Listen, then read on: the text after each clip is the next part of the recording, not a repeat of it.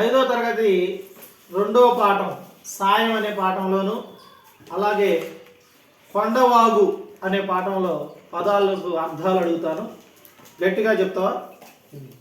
దృశ్యం చూడదగినదే, కష్టం ఇబ్బంది, ఆత్రం తొందర, అవధులు హద్దులు, గుంపు సమూహము, ఆసక్తి ఆపేక్ష,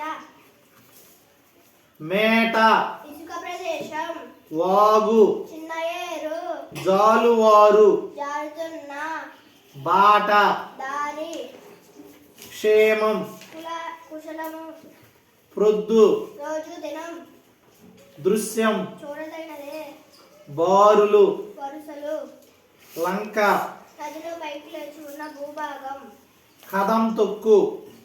ఉత్సాహంతో ముందుకు వెళ్ళు. Very good. Go and SIT.